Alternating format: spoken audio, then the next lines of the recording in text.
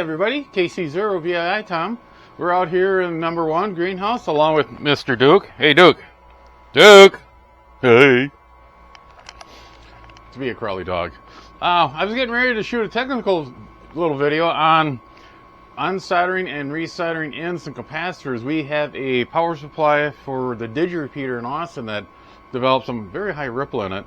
Most of the electrolytic caps they're not all dead, but they're out of tolerances. But then remember, we have an important message to announce to everybody. I'll do my best, Les Nessman.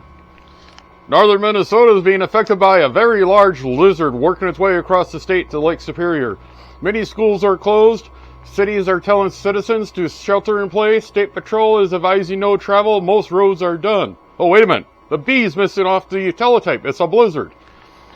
As I'm recording this, Northern Minnesota has got a fairly good blizzard running across. They're looking at some of the highway cams. It's no travel.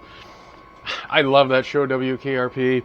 A lot of my friends will tell me that was a very good sitcom or comedy, and I have to tell them, you don't understand. If you were in radio broadcasting or TV broadcasting, that was not a comedy show. That was a documentary. You could go through any radio, TV stations across the country, and you could find a Herb Tarlick, you could find Les Nessman, you could find Jennifer Marlowe, you could find Bailey Quarters, Venus Flytrap, Dr. Johnny Fever, Andy Travis. Those characters, they weren't all in one station together, but they were scattered throughout the country, radio and TV.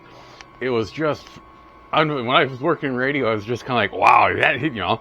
And Arthur Carlson's famous line, God is my witness, I thought turkeys could fly, have been stated many times across the country in radio stations and TV stations when a promotion goes bad. I've seen it twice. Who knew that you have to bring water up to boiling? For sure it was boiling really good when you made a kiddie pool full of Jell-O. Instead of Jell-O, we had slime. Hey, the DJs learned something that day.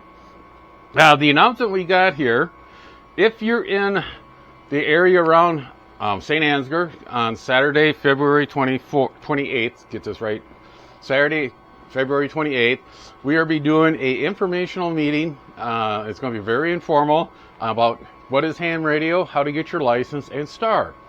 It's going to be down at the St. Ansgar Heritage Museum, which is located right on 4th Street, the main drag through St. Ansgar, and it's 126 West 4th Street's the address. I'll probably put out one of those big super flags. We got a red one that says open. I'll have that out there, make it easier to see. It's going to start at 10 in the morning and run till noon. You don't have to be there for the entire program. We're just going to have an informal meet and greet. People come in, ask questions about ham radio. We're going to have a couple operators from the Austin area and a couple from the Mason City area. Give me a hand. Thank you guys very much. And at 11 o'clock, we'll be doing a small presentation on ham radio, how to get your license, and Staar.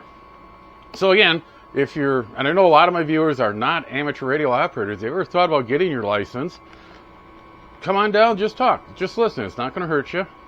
We all have our shots.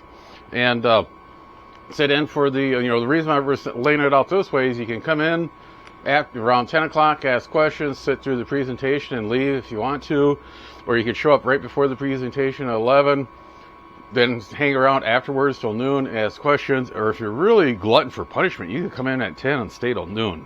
It's up to you. Again, this is going to be open to anybody and everybody. If you're thinking about getting your license, we're going to have hopefully some demonstrations going on there.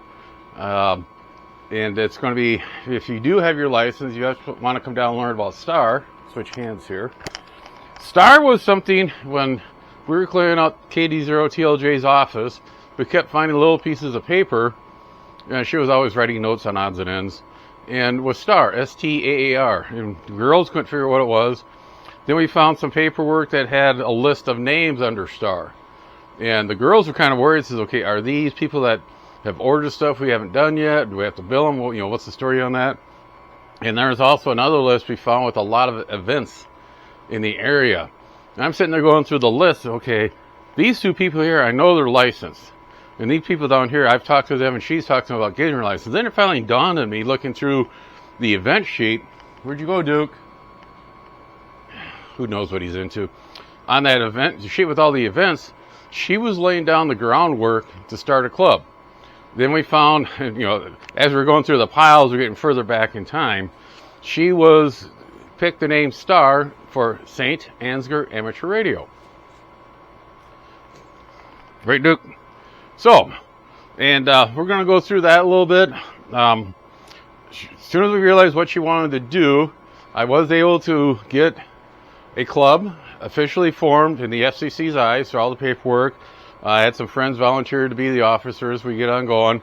Now what's going to happen, these people will step down, dog hair, from these posts, and if we have enough people that want to, join Staar, anybody can run for a club officer. I'll be the trustee, because all the paperwork is in my name and the repeaters and all that.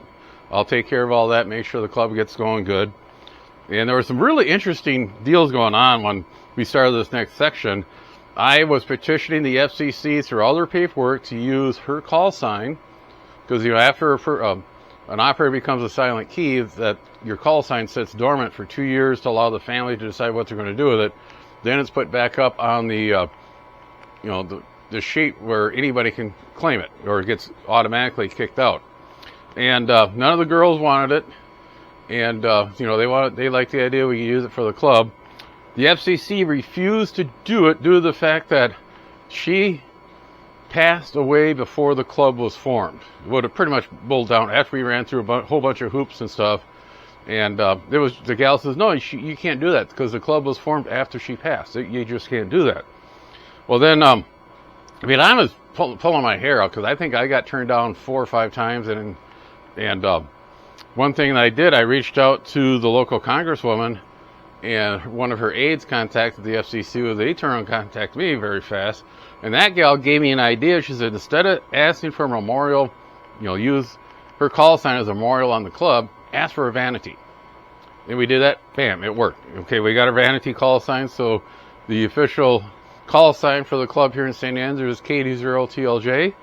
And we're getting ready to launch this sucker. So again, if you're in the area, Saturday, February 28th, between 10 and noon, stop down the Heritage Museum. Quick PowerPoint. And we got some ideas what we'd like to do. For you non-hams out there, we could do some classes, some mentoring, and do some study for people getting their amateur radio license. The one thing I'd like to do is do a couple soldering classes, because, we all got to learn how to solder, put ends on cables, ends on wires. Some of the radios now come out with little mods you have to activate by either soldering or desoldering points on the circuit board. And then we could probably do some kit building.